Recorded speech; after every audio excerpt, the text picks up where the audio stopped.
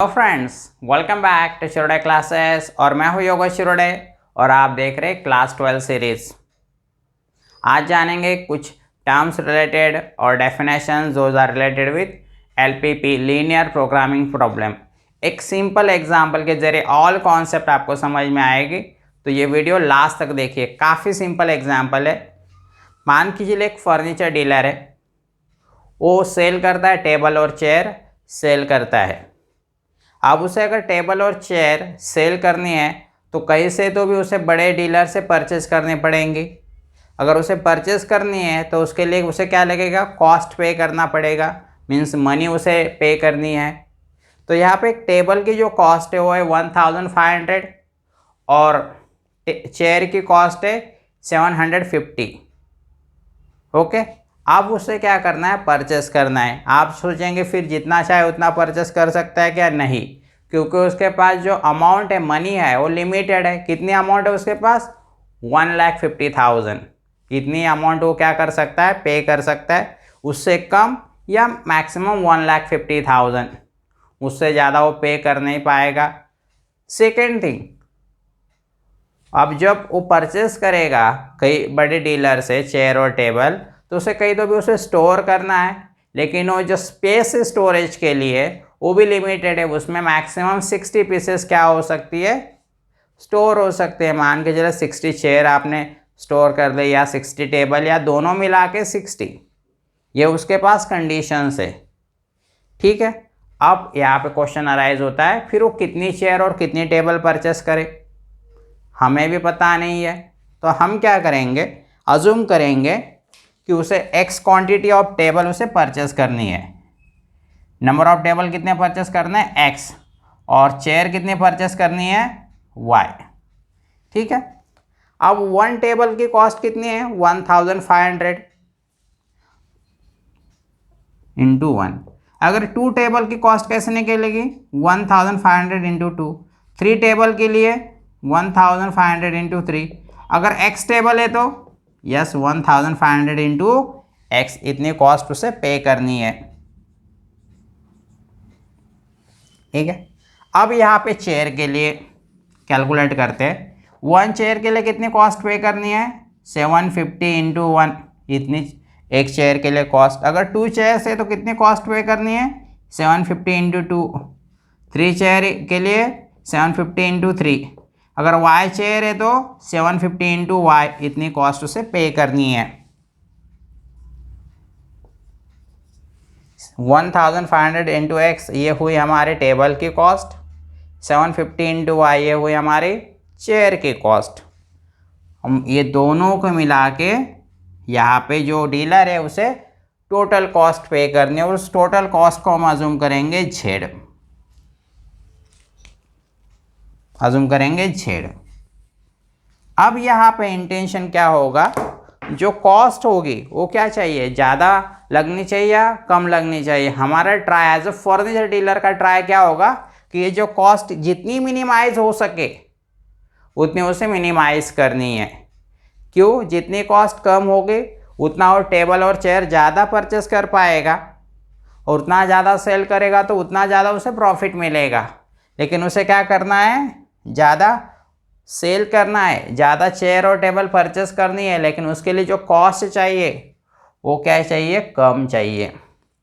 लेकिन कंडीशन क्या थी, इसके पास जो कॉस्ट है,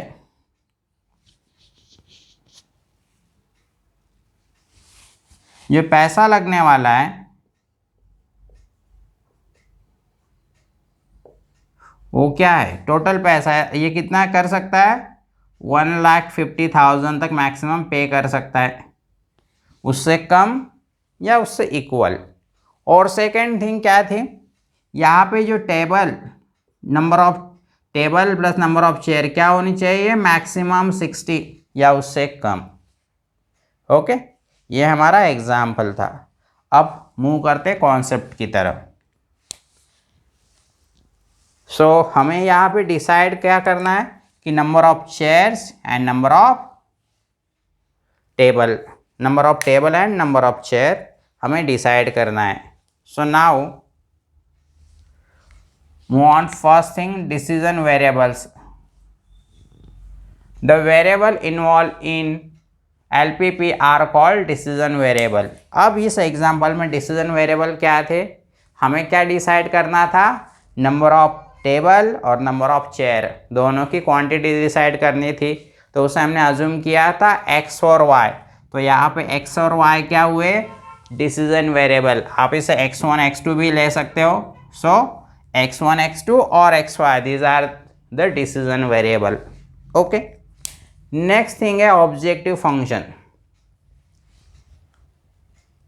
और linear function of variable. Linear function मतलब क्या होता है, यहाँ पे जो वेरिएबल्स आ रहे डिसीजन वेरिएबल, जैसे इस एग्जांपल में x और y आ रहे, उनकी हाईएस्ट पावर क्या रहेगी, 1। That is called as linear. Okay, अब यहाँ पे हमारा ऑब्जेक्टिव क्या था, क्यों कर रहे थे हमें फाइंड तो करनी है नंबर ऑफ चेयर्स और नंबर ऑफ टेबल्स कितने परचेस करने हैं, लेकिन उसके लिए क्या कितनी कॉस्ट पे करनी है, जेड इतनी कॉस्ट परचेस करनी है।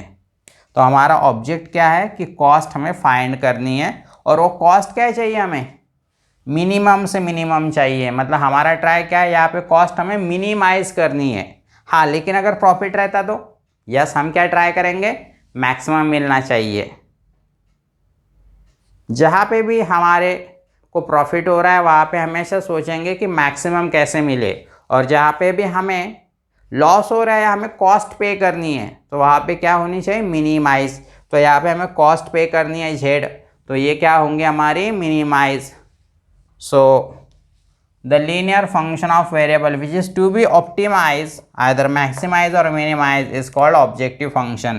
तो ये हमारा क्या हुआ, ऑब्जेक्टिव। ये हमारा ऑब्जेक्ट है, ये हमारा पर्पज़ है, इंटेंशन है, जिसके लिए हम सब कुछ परफॉर्म करने वाले हैं। नेक्स्ट क्या था, कंस्ट्रेंट। कंस्ट्रेंट क्या मतलब होता है, कंडीशंस।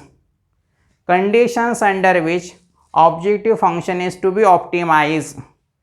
ये कंडीशंस है, ये कंडीशंस को फुलफिल करने के बाद ही आप क्या कर सकते हैं, कॉस्ट फाइंड कर सकते हैं। आप ऐसे नहीं कितना ही कॉस्ट पे कर दिया, कितना ही टेबल चेयर सेल परचेस कर लिया, क्योंकि कॉस्ट हमारे पास लिमिटेड है, स्पेस हमारे पास लिमिटेड है, उस हिसाब से हमें क्या करनी है, कॉस्ट। तो दीज आर एक्चुअली कंडीशंस, जिस कंडीशंस को हम कंस्ट्रेंट कहते हैं, रिस्ट्रिक्शन कहते हैं, रूल कहते हैं, लिमिटेशन भी कह सकते हैं। हाँ, अंडर ऑप्टिमाइज। अब ऑप्टिमाइज का मतलब क्या होता है वो समझ लीजिए। जब आपको कॉस्ट पे करनी है तो आप क्या ट्राई कर रहे थे, ऑब्वियसली कम से कम कॉस्ट लगनी चाहिए। जब आपको प्रॉफिट चाहिए तो क्या चाहिए, मैक्सिमम चाहिए। अगर आपको एक सिटी से दूसरे सिटी जाना है तो आप क्या सोचेंगे, टाइम क्या लगना चाहिए, कम से कम या ज़्यादा से ज़्यादा। ऑब्वियसली आप सोचेंगे कि कम से कम टाइम लगना चाहिए। ये हुई ऑप्टिमाइजेशन। सिमिलरली जो लेक्चर का टाइम होता है, कोई भी क्लास में लेक्चर होता है, उस लेक्चर का ड्यूरेशन टाइम क्या होना चाहिए, यस कम से कम होना चाहिए। एग्ज़ाम के लिए जो टाइम मिल रहा है वो भी वो क्या होना चाहिए, एग्ज़ाम के लिए टाइम ज़्यादा होना चाहिए। मतलब यहाँ पे आप क्या सोच रहे हैं, जब आपको टाइम का ही कॉन्सेप्ट कंसिडर करें, तो अगर आपको पे करना है तो आप सोचेंगे, मतलब आपको लॉस हो रहा है तो आप कम से कम चाहेंगे। अगर आपको प्रॉफिट चाहिए तो आप क्या सोचेंगे, मैक्सिमम टाइम मिलना चाहिए।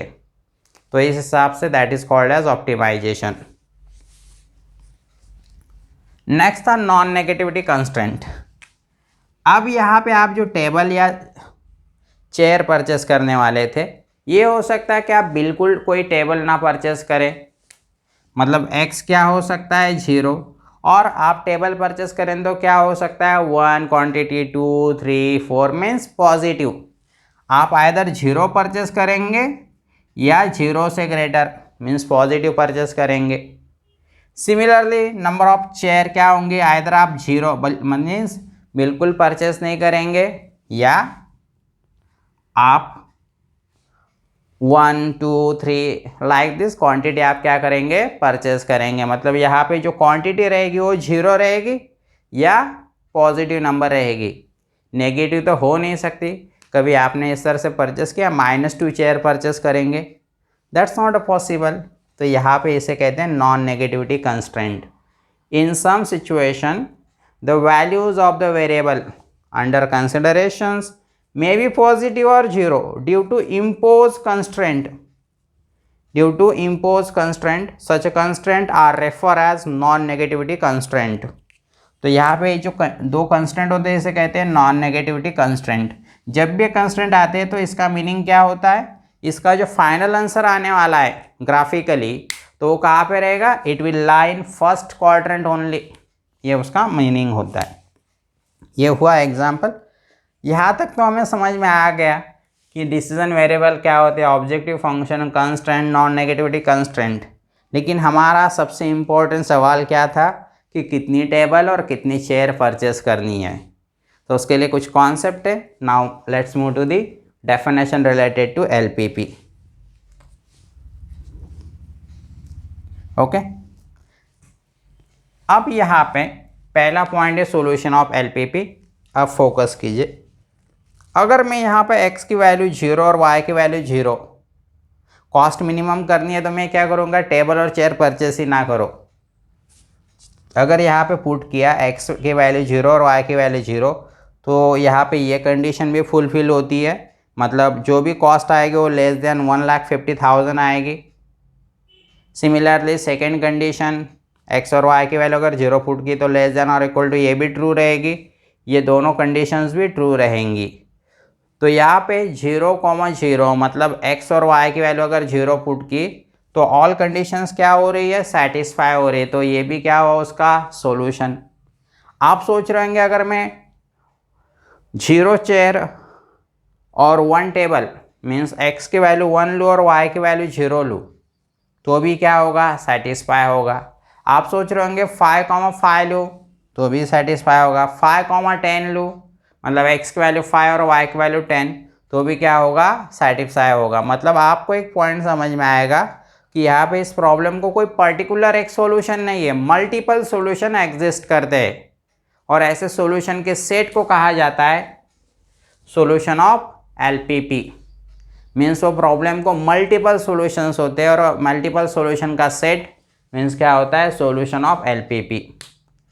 ओके, सो पहली डेफिनेशन है solution of LPP, a set of values of decision variables. Decision variables यहाँ पे जैसे एक्स वाई तो x1 x2 xn हो सकते, विच satisfy the condition, which satisfy the conditions, this constraint of given LPP is called as solution to that problem. Next, अब यहाँ पे बहुत सारे सॉल्यूशन है, कोई भी आप एक सॉल्यूशन अगर फाइंड करते हो, अगर उस कोई भी एक सॉल्यूशन, मल्टीपल सॉल्यूशन, कोई भी एक सॉल्यूशन जो इस कंडीशन को सेटिस्फाई करे उस सॉल्यूशन को हम क्या कहेंगे, फिजिबल सॉल्यूशन, या आप ऐसा समझ लीजिए पॉसिबल सॉल्यूशन।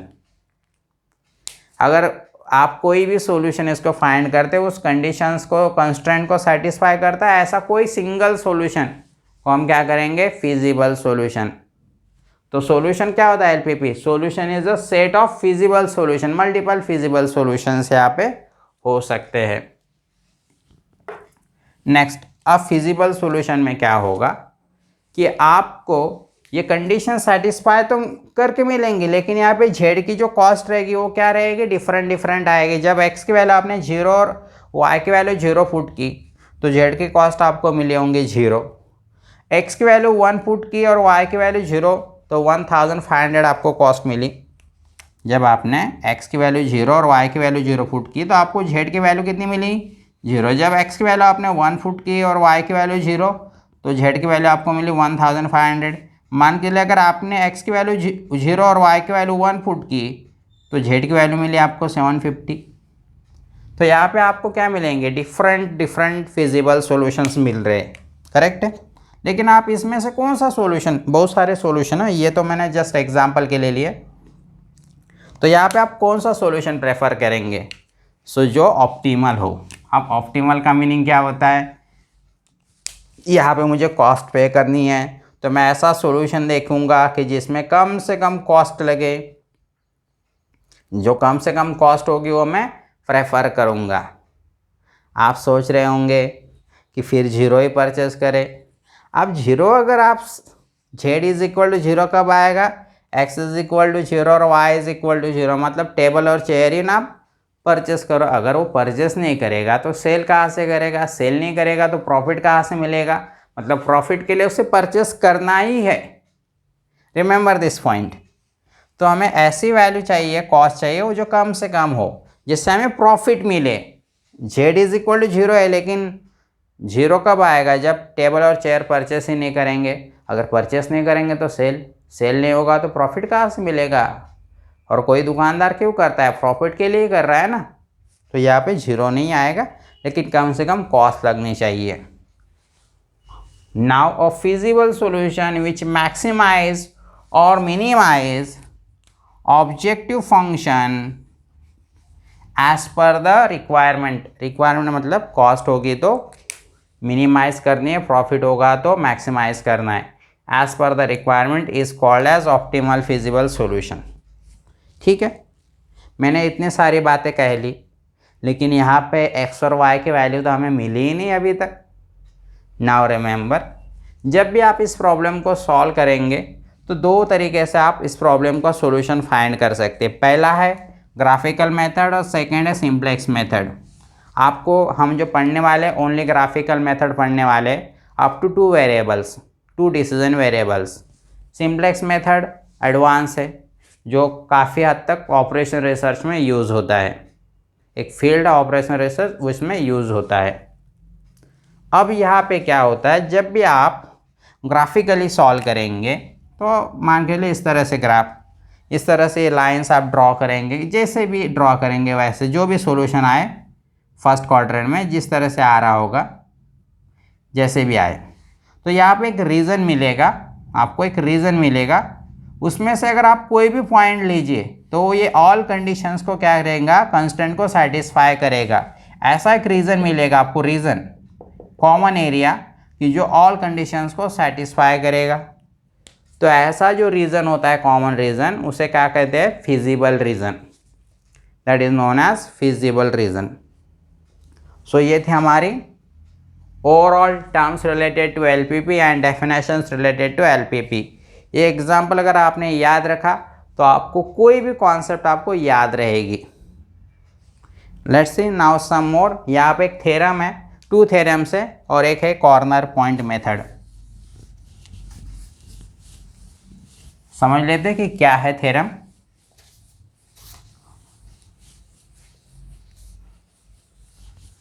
थ्योरम इंपॉर्टेंट है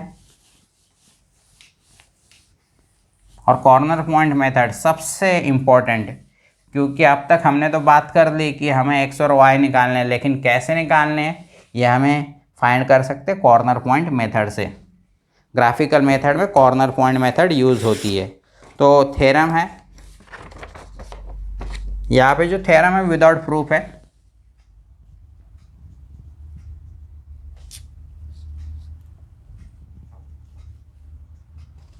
अब यहाँ पे पहला थ्योरम क्या कहा गया है कि यहाँ पे जो सॉल्यूशन ऑफ एलपीपी होता है या फिजिबल सॉल्यूशन होता है, the set of all feasible solutions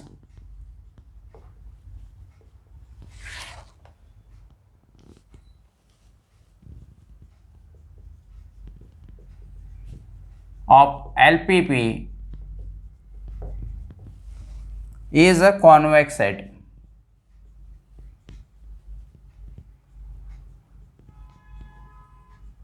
अब इसका मतलब क्या हुआ, हमने फिजिबल रीजन देखा था। मान के चलिए इस तरह से फिजिबल, इस तरह से दिया हो फिजिबल रीजन, जैसे 2 लाइंस मतलब 2 कंडीशंस, या 4 लाइन्स मीन्स 4 कंडीशन। ये पहली लाइन, ये दूसरी लाइन, ये अनादर तीसरी लाइन, ये 4 लाइन, मतलब 4 कंडीशंस दिए थे। तो सबका कॉमन रीज़न ये आया, मान के चलिए ये कॉमन रीज़न है। तो ये क्या हुआ हमारा फिजिबल रीज़न, और इसमें से कोई भी अगर आप पॉइंट लेते हो हमारा क्या हुआ फिजिबल सॉल्यूशन। और इस एरिया में तो ऐसे मल्टीपल पॉइंट मिलेंगे जिसके x और y वैल्यू पुट की तो कंडीशन सेटिस्फाई होगी। ठीक है, तब यहाँ पे क्या कहा गया है, कॉन्वेक्स सेट। यहाँ पे मल्टीपल सॉल्यूशन है। अब कॉन्वेक्स का मतलब क्या होता है, इसका मतलब क्या हुआ, अगर आप यहाँ पे कोई भी पॉइंट लेते हैं 2 पॉइंट्स और उनको उसको कनेक्ट कर दिया, मतलब लाइन सेगमेंट, वो लाइन सेगमेंट टोटली कहाँ पे लाई करेगा, विद इन अ सेट, उस रीजन में ही क्या करेगा, लाई करेगा। जिसे कहा जाता है कॉन्वेक्स सेट, मतलब इसके आउट ऑफ नहीं लाई करेगा। So that is the meaning. Second है, सेकेंड थ्योरम है कॉन्वेक्स पॉलीगॉन थ्योरम।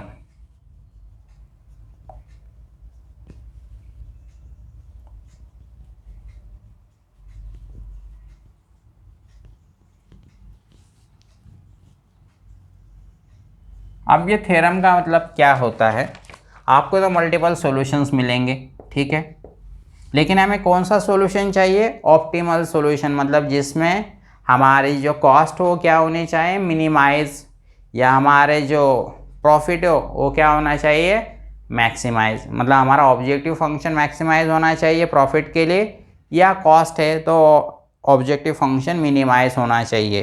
तो अकॉर्डिंग टू दिस थ्योरम आपको अगर मिनिमाइजेशन है या मैक्सिमाइजेशन है, तो ये जो पॉलीगॉन होता है इसके जो वर्टेक्स है, ये जो वर्टेक्स है यहाँ पे आइदर आपको क्या मिलेगा, मिनिमम वैल्यू मिलेगी, कोई तो भी एक वर्टेक्स पे। आप बोलेंगे बाकी point, as per the convex polygon theorem कोई तो भी एक जो वर्टेक्स है, जो वर्टेक्स है किसी एक वर्टेक्स पे आपको क्या मिलेगी, मिनिमाइज कॉस्ट। अगर आपके मैक्सिमम है तो पॉलीगॉन के किसी तो भी एक वर्टेक्स पे ही आपको क्या मिलेगी, मैक्सिमाइज वैल्यू मिलेगी। तो as per the question vertex पे ही आपको मिनिमाइज वैल्यू मिलेगी या मैक्सिमाइज मीन्स ऑप्टिमाइज वैल्यू आपको कहाँ पे मिलेगी, on the one of the vertex, on at least one of the vertex of polygon. So that is called as polygon, convex polygon theorem. So उसका statement दिया है, the objective function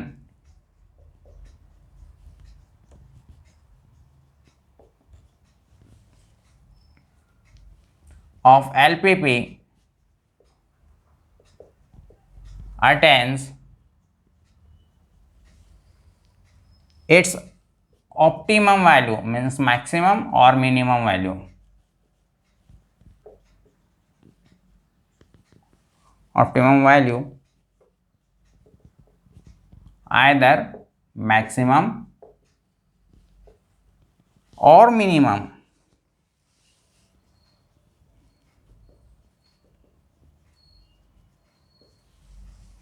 at least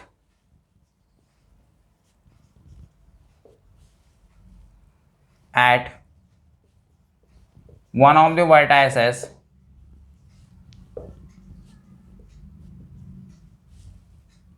of convex polygon।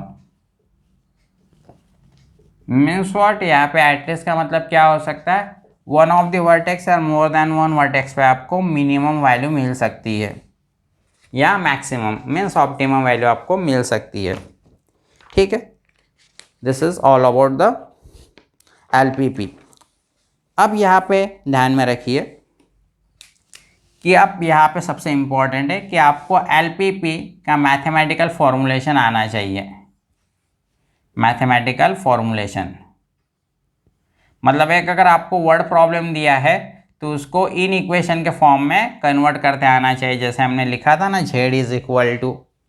और second thing उसका solution चाहिए तो हमें क्या चाहिए, कॉर्नर पॉइंट मेथड। अब दोनों क्या होता है समझ लेते हैं। LPP में सबसे पहले आपको क्या चाहिए, डिसीजन वेरिएबल। जैसे डेफिनेशंस थी ना हमारी टर्म्स रिलेटेड वही फ्लो, पहले क्या चाहिए हमें, डिसीजन वेरिएबल। सेकेंड थिंग हमें क्या चाहिए, objective function Z। Then next क्या चाहिए था हमें, कंस्ट्रेंट मतलब कंडीशंस। और लास्ट क्या चाहिए थे, नॉन नेगेटिविटी। ये 4 स्टेप हमें फॉलो करने पड़ते हैं। जिस तरह से हमारा टर्म्स का सीक्वेंस था वही सीक्वेंस है मैथमेटिकल फॉर्मूलेशन के लिए।